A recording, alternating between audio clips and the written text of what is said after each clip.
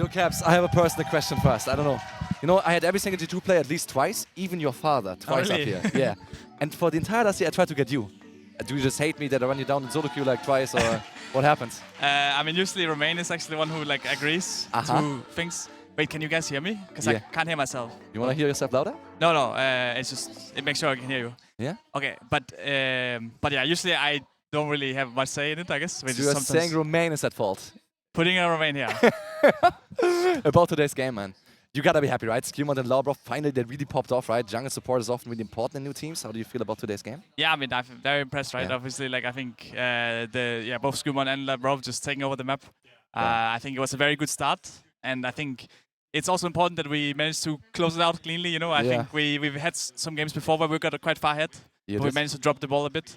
Especially around the Adakan. So this time we got the Adakan. The Nidalee didn't get it as well. Yeah. And I think, you know, we've been having some solid scrims and we've been like improving. But then on stage, I think, especially the Adakan has been very different. You know, the red Adakan especially, because in scrims it's always the really? roses. It is? It's always the roses one. At least our scrims. So that's crazy. So basically, yeah, the game doesn't revolve around the Adakan to the same extent. And I think for the first week we were struggling a lot around that. I think for the second week, you know, I mean our first game was all right. Maybe we could have won it a bit cleaner as well, right? We did end up throwing a bit, and I'm happy we just had one game now where we just stomped them all the way. You did. I'm sure it gives both Skew and Labrov a lot of confidence, and I think for all of us we want to make it out of group still, right?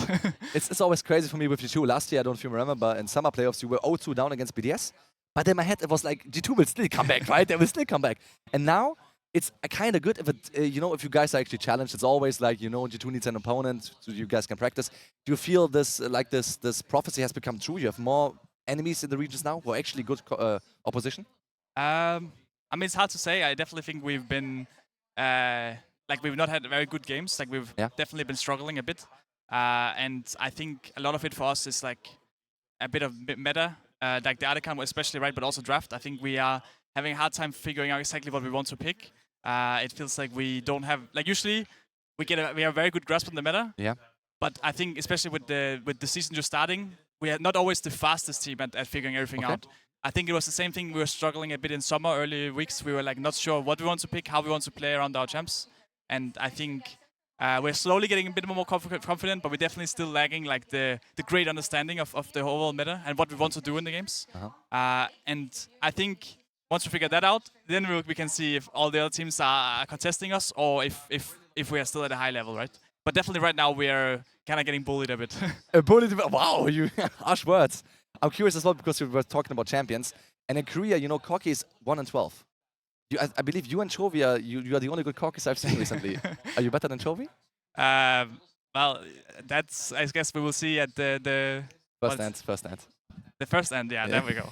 The fearless. Yeah, one has to assume you are quite good at Fearless Draft, right? Do we actually scrim right now in Fearless Draft as well, or you don't? No. The thing is we're doing best of ones, so it doesn't really make too much sense to do Fearless. I think we'll probably start once it becomes like the best of threes. Yeah. But even best of three Fearless is a little bit weird because it's like, it's not that different, I guess.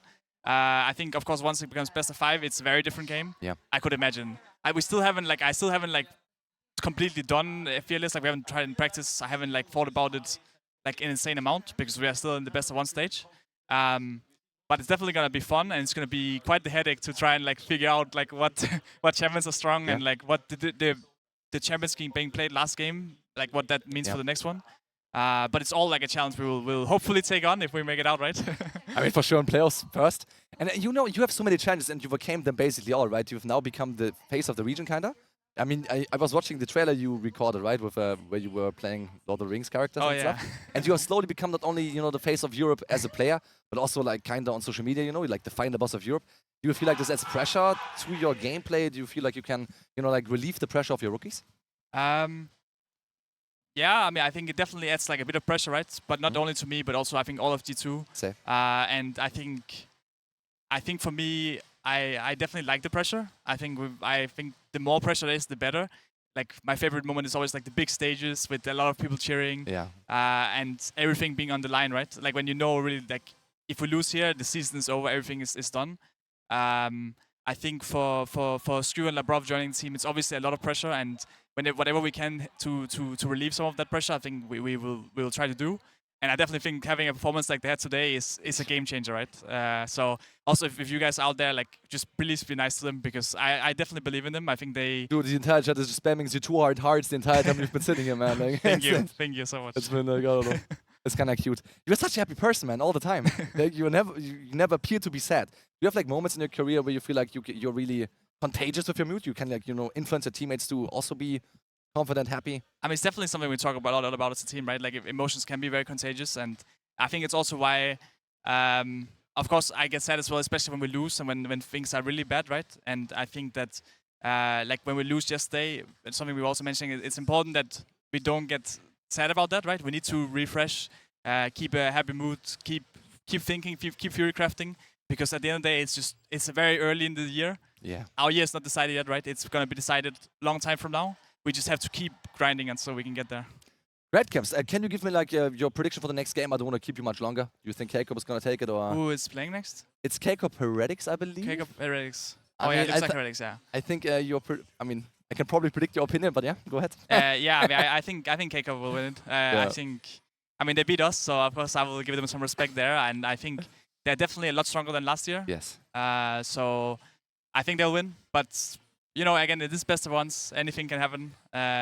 Do you personally would want Yike to succeed or rather fail, as your ex-teammate, perhaps friend as well? I mean, probably succeed, yeah. I mean, obviously it depends if it's like against us. I would like us to win, but I think in general, my dream would be us, Fnatic, Keiko, right? I think also there's a good chance that us three will be some of the stronger teams. Yeah. So that's already looking quite nice, and it will be fun to do like the final weekend, I guess, with them, and then knock whoever out comes in the final out. All right, thank you, Kirsten. That was a great interview. Thank you so much.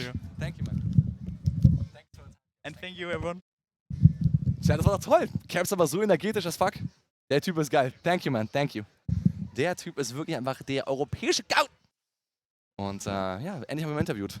Meine Güte. Das war actually das erste Mal sehr langzeitig nervös bei dem Interview. War voll süß.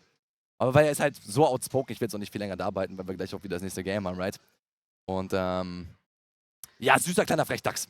Wirklich einfach, er grinst ins Gesicht und irgendwie so, er sieht aus wie so ein kleiner Frechdachs, aber da auf der Kluft ist er der größte Titan, den du begegnen kannst in Europa. Einer der besten Spieler.